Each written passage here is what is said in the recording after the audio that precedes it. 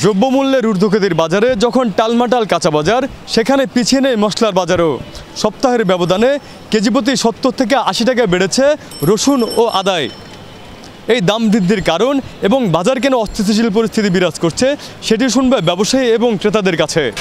বাড়ার কারণ হলো গিয়ে তাদের জন্য ইনপুট হয়, এখন তারা চাইলে কমাইতে পারে বাড়াইতে পারে। এখন দেখা যাচ্ছে যে মালের চাহিদাটা অনেক বেশি, এই ক্ষেত্রে তারা দামটা বাড়াইয়ে দেয়। আর যদি দেখা যাচ্ছে চাহিদা কম মালে, তাহলে কিছু কমাইয়ে দেয়। ইনপুট করে যারা তারা আলু কিনতে 60 টাকা করে, তাহলে আপনি রসুন কিনতে 250 টাকা করে, আদা চাই 500 টাকা করে, এগুলো আমাকে কেনা সম্ভব? আমরা গরিব মানুষ। সিন্ডিকেটের তো কোনো বিকল্প নাই। সিন্ডিকেট একেবারে প্রতিটা আইটেমের মধ্যে সিন্ডিকেট। সাধারণ মানুষের অবস্থা খুব খারাপ। তারা মানে নুন আনতে যে সে মানে দেখা যাচ্ছে ভাত নিতে পারে না, ভাত নিতে গেলে পরে নুন আনতে পারে না, এই পরিস্থিতি।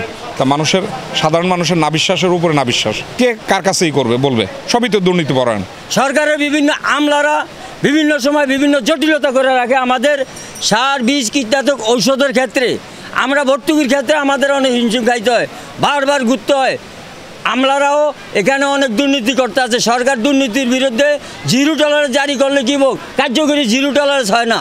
আপনার কাঁচামরিচের কেজি যখন 200-250 টাকা চলতেছে, 300 টাকা চলতেছে, এটা কি 300 টাকা বাজার? কি এটা কি বিদেশ থেকে আমদানি করেন কাঁচামরিচ? এখানে দাম বাড়লো কেন?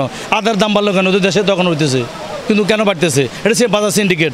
যে পর্যন্ত বাজার সিন্ডিকেট না ভাঙা হবে এ পর্যন্ত এইভাবে চলবে। সব মাল হলো কোরবানির, এই আপনার কোরবানির জন্য আগে আনছে, সব মাল বিক্রি করে উঠতে পারে নাই, যার জন্য কিছু মাল স্টক করছিল, কিছু মাল পয়সা ওরা ইম্পোর্টাররা ফেলাইও দিচ্ছে, এরকম কিছু মাল হয়েছে। হ্যাঁ, সিন্ডিকেট বলা যায় যে দাম বেশি পাওয়ার আশায়, দাম বেশি পাওয়ার আশায় এই জন্য ওরা ধরা খাইছে ভাই। এর আশায় আগে করছে, ঈদের আগে যে অনেক টাকা পাবে, যার জন্য মনে করেন এই স্টকগুলো করছে, কিন্তু ওরকম বেঁচে উঠতে পারে না, যার জন্য ধরা খাইছে লাস্টে। কিন্তু ধরা খাওয়া শেষ, এখন আবার নতুন করে মাল আসতেছে, দাম এই জন্য বেশি। দ্রব্যমূল্যের ঊর্ধ্বগতির জাতাকলে পৃষ্ঠ হচ্ছে সাধারণ জনগণ।